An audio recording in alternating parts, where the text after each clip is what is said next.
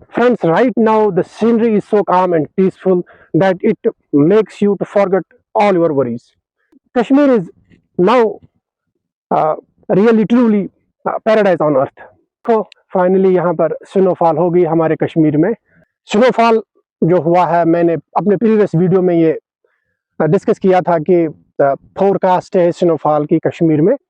तो 22 को ये स्नोफॉल स्टार्ट हुई थी, तो अब तक अ, एक सफिशिएंट स्नोफॉल हो गई हमारे कश्मीर में। कुदरत की तरफ से, अल्लाह मियाँ की तरफ से एक बहुत ही बड़ा गिफ्ट मिला, जिस गिफ्ट का सारे लोग, इवन दो कि नॉन लोकल्स उस गिफ्ट का वेट कर रहे थे। हर एक की जो प्रे थी, हर एक ने दुआ की थी, हर एक ने अल्लाह मियाँ से इस चीज़ की दुआ की थी कि जो स्नोफॉल है वो जल्द से जल्द हो। तो अल्टीमेटली जो स्नोफॉल है ये सफिशिएंट अमाउंट में हो गई यहाँ कश्मीर में। तो इस वक्त मैं आपके साथ बात कर रहा हूँ डिस्ट्रिक्ट बारामूला से, और जहाँ पर मैं इस वक्त हूँ ये मेरा ही होम विलेज है, होमलैंड है। तो बने रहे मेरे साथ, और भी हम बहुत सारे शॉट्स को लेने की कोशिश करेंगे, और ज़रूर आप उनको देखिएगा। दोस्तों, एक चीज़, इस सर्दी में हम यहाँ पर लोकल जो होते हैं यहाँ, ये नोट्स ये चीज़ करते हैं यहाँ पे कि जब यहाँ पर बर्फबारी होती है, ये जो सर्दी की इंटेंसिटी होती है वो बढ़ जाती है। तो इसमें पॉसिबल हो जाएगा तो जो गुनगुना पानी होता है, वार्म वाटर होता है, तो वो पिए। जो सादा पानी होता है वो खुला पिए, अच्छे से सफिशिएंट अमाउंट में पिए, ताकि हम हाइड्रेटेड रहे। जो ब्लड वेसल्स होते हैं हमारी बॉडी में, तो उनमें जो क्लॉट्स है वो नहीं बनते हैं। जितना हम कम पानी पिएंगे, खासकर सर्दियों में, तो वो जो ब्लड क्लॉट्स है, वो ब्लड क्लॉट्स जो है, according to the doctor experts, वो बोलते हैं ये जो ब्लड क्लॉट्स है ये बन जाते हैं। अपने जिस्म को, हमें चाहिए कि हम अपने जिस्म को गर्म रखें, अपने सिर को टोपी लगाए, हम जुराबी सॉक्स लगाए, हम दस्ताने लगाए, जो ये होते हैं ग्लोव्स होते हैं वो लगाए, ताकि जो हमारी बॉडी का हर एक पार्ट है वो गर्म रहे। और अगर हम ये चीज़ें जो है, ये चीज़ें इग्नोर करेंगे, इन चीज़ों को अगर हम नेग्लेक्ट करेंगे, खासकर जब यहाँ पर स्नोफॉल होती है, तो क्या होता है फ्रेंड्स कि जो हमारी जो नसें होती है, जो हमारी रगें होती है बॉडी में, वो सर्दी से श्रिंक पड़ती है। तो उनमें जो ब्लड फ्लो होता है, वो ब्लड फ्लो जो होता है उसमें एक इम्बैलेंस सी हो जाती है। तो ये भी एक रीज़न बनता है अ, कि इंसान में इम्बैलेंस हो जाए।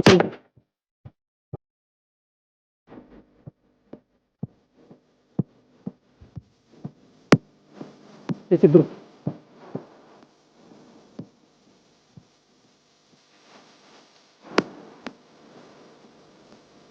ये स्नोफॉल है, ये नेचर की तरफ से बहुत ही ज़बरदस्त, बहुत ही अच्छा और बहुत ही वंडरफुल वंडरफुल गिफ्ट रहता है।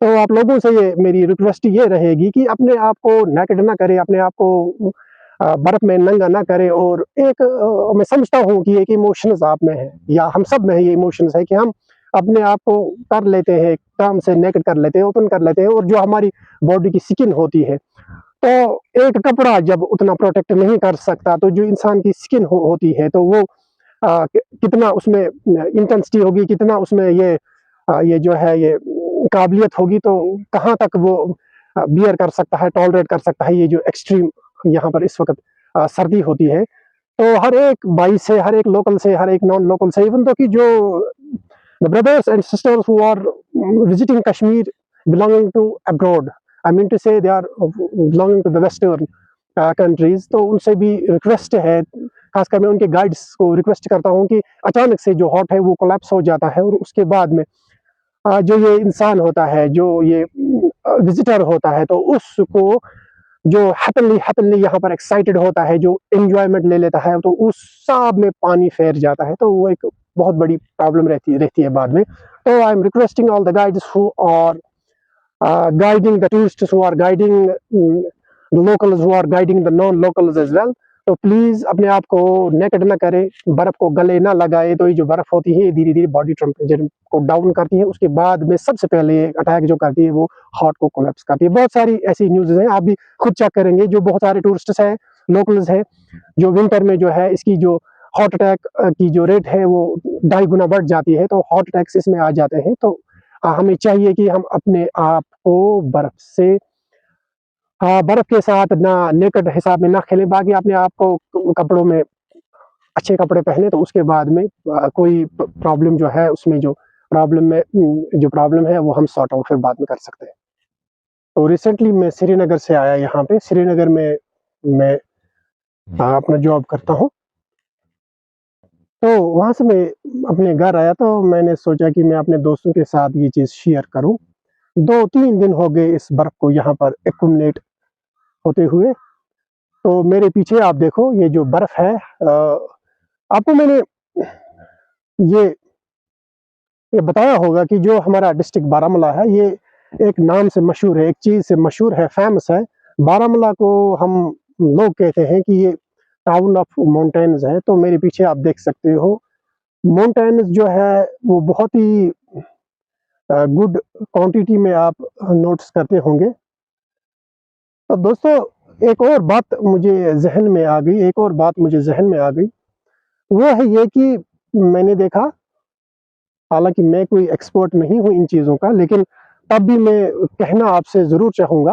दोस्तों, ज़ाहिर-सी बात है, तो स्नोफॉल जो प्लेन्स में होता है, इवन कि अगर हम बात करेंगे विलेज की, टाउन्स की, बारामूला की बात करेंगे हम, जो प्लेन एरिया होता है, वहाँ पर जो बर्फ़ होता है, जो स्नो होता है, उसकी जो न उ उस उसकी अगर हम देखेंगे ना, वो कितने इंच पड़ा है, कितने फीट पड़ा है, तो उसमें एक अंतर होता है, एक डिफ़रेंस होती है as compare to the high altitude, जो हमारे बड़े-बड़े माउंटेन्स होते हैं, उधर बर्फ़ ज़्यादा पड़ती है। तो ये चीज़ तो कॉमन सेंस है, ये हर एक इंसान को पता होगा। तो कहने का ये मतलब है कि हम लोगों को चाहिए, जब यहाँ पर ज़्यादा बर्फ़बारी होती है, तो उसके बाद में अगर हम चाहेंगे कि हम ट्रैकिंग पे चले जाएँ, तो दोस्तों, हमारे बारामूला में लिपर्ड्स, जिनको हम ये यहाँ जो स्नो लिपर्ड्स होते हैं, और जो डियर होते हैं, शेर, भालू की बात करेंगे, या और भी जंगली कुत्ता भी होता है।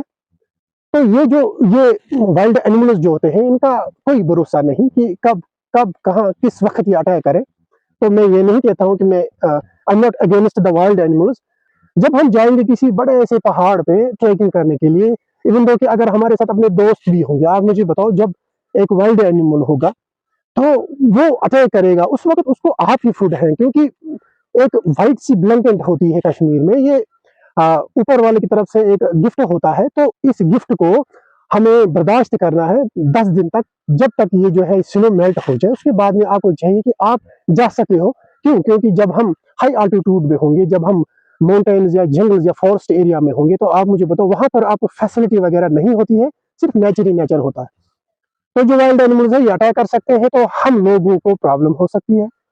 तो हमें चाहिए कि हम अपने आप को पहले सेफ रखें, उसके बाद में हम वहाँ पर जाएँ। मैं नहीं बोलता हूँ कि आप और या मैं हम वहाँ पर ना जाएँ। हमें अपना राइट है, हमें राइट टू फ्रीडम है, हम जा सकते हैं, लेकिन अपने आप का सबसे पहले ख़्याल रखना है। कहीं ये ना हो कि जो वाइल्ड एनिमल्स हैं, उनको हम ही फूड बने, क्योंकि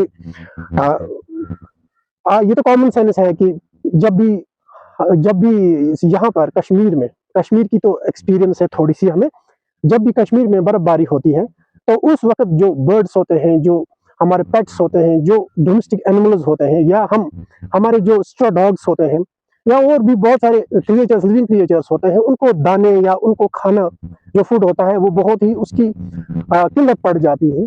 तो कश्मीर में ऐसे भी जब अगर बहुत ज़्यादा बर्फबारी होगी, तो गाँव में इस वक़्त भी विलेजेस में प्रॉब्लम होती है, वेजिटेबल्स की प्रॉब्लम होती है, और अ, थोड़ा कंप्रोमाइज़ करना पड़ता है आज के डेट में भी। तो same is the case with the animals. तो आप मुझे बताओ, एनिमल्स के पास जंगल में कौन-सी फैसिलिटी उस वक़्त होगी? अगर हम जाएँगे, 3 जाएँगे, 4 जाएँगे, 5 जाएँगे, इवन दो कि एक बड़ा-सा ग्रुप भी जाएगा, तो तब भी मुझे लगता है कि खतरा है।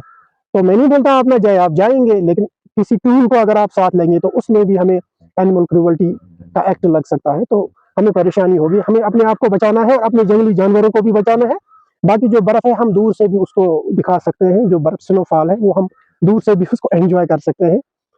तो मेरे कहने का ये मतलब नहीं है कि मैं किसी के सेंटिमेंट्स को हर्ट नहीं करना चाहता। आप